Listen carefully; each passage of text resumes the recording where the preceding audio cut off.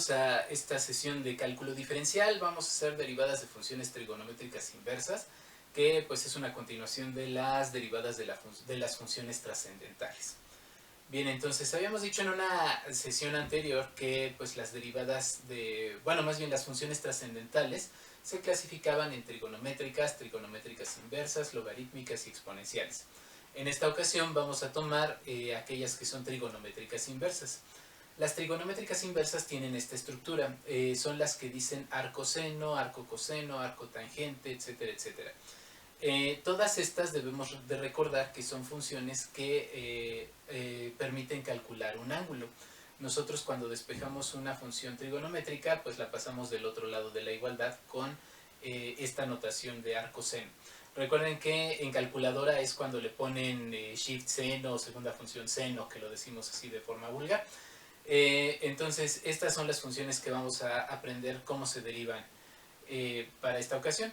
Las voy a poner de dos en dos, aparte de que porque están más grandes, para que veamos cómo las estructuras de las fórmulas se parecen.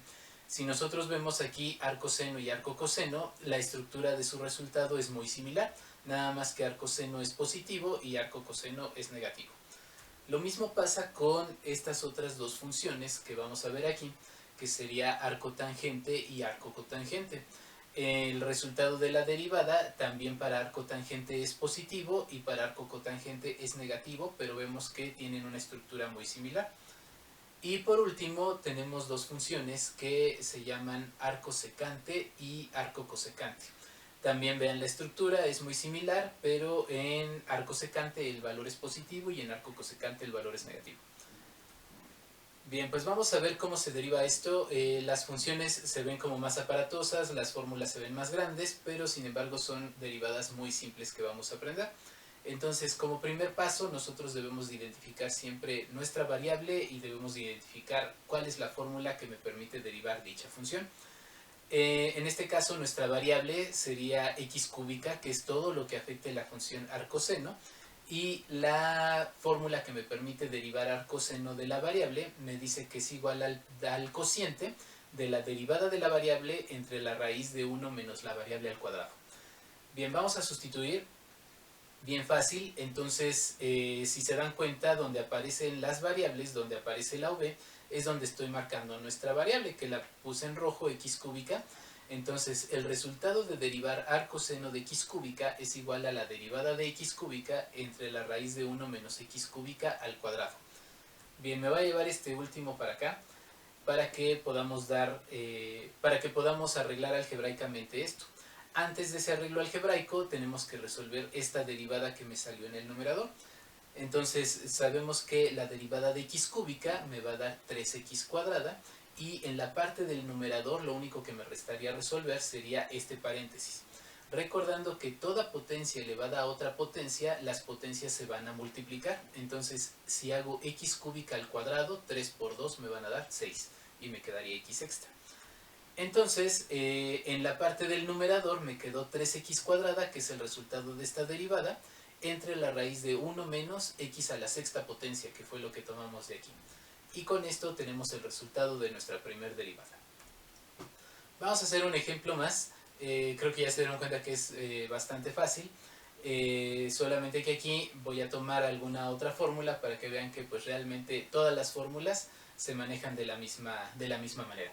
Tenemos entonces la función y igual a arco tangente de 3x. Primer paso, identificar fórmula, identificar variable. Nuestra variable, todo lo que afecte la función arco tangente es 3x, que lo estamos marcando aquí. Y la fórmula que me permite derivar arco tangente me dice que voy a hacer el cociente de la derivada de la variable entre 1 más la variable al cuadrado. Bien, entonces ponemos nuestra fórmula sustituida con nuestra variable. La derivada de arco tangente de 3x es igual a la derivada de 3x entre 1 más 3x al cuadrado. Entonces, donde aparece la v, hago mi sustitución. Me llevo este último para acá y vamos a poner que la derivada de 3x entre 1 más 3x al cuadrado me va a dar pauta a mi solución, solamente que lo vamos a arreglar y vamos a resolver esta derivada que salió en esta fórmula. La derivada de 3x, sabemos que esto nos va a quedar únicamente el valor de 3. y en la parte del denominador voy a resolver este paréntesis, donde 3x al cuadrado me quedaría 9x al cuadrado. Mi resultado se va a ver de esta manera: en numerador el resultado de mi derivada y 1 más 9x al cuadrado. Y eso es todo, tenemos nuestro resultado. Bien, vamos por una última. Me dice, vamos a derivar la función y igual a 2 arco secante de la raíz de x. Esta ya tiene un poco más de elementos, pero finalmente no es tan complicado. Primer paso, identifico la variable, identifico la fórmula. Mi variable, todo lo que afecte la función arco secante, que sería la raíz de x, lo estamos marcando aquí en rojo. Y la fórmula que me permite derivar el arco secante me dice que es la derivada de v entre la variable que multiplica a la raíz de la variable al cuadrado menos 1. Si hacemos la sustitución, me quedaría entonces que la derivada del arco secante de x va a ser igual a 2. Este 2 que está aquí en verde es este 2 que teníamos de la función acá. Recuerden que toda constante que esté multiplicando a una función lo voy a sacar de la derivada. De hecho, aquí lo debía haber escrito fuera de esta derivada, debe haber quedado aquí el 2. Pero bueno, ese 2 ya lo estamos poniendo acá, que está fuera de la derivada y que al final todo mi resultado debe de quedar multiplicado por esa constante. Entonces, por la derivada de mi raíz, entre la raíz de x por la raíz de x al cuadrado menos 1. Si se dan cuenta, entonces en todas mis variables que aparecen en la fórmula es donde estoy sustituyendo a la raíz de x. Bien, pues vamos a llevarnos esto, lo vamos a arreglar para que quede bonito.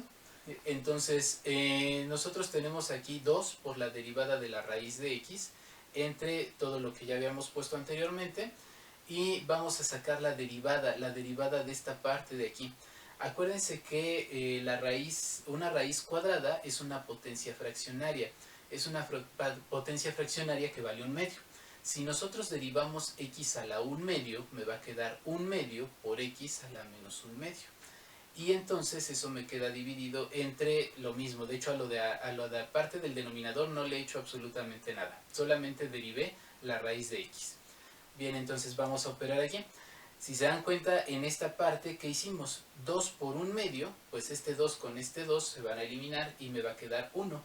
Entonces ese 1 es el que tenemos aquí. Como al derivar la raíz de x me queda x a la menos 1/2, es una potencia negativa.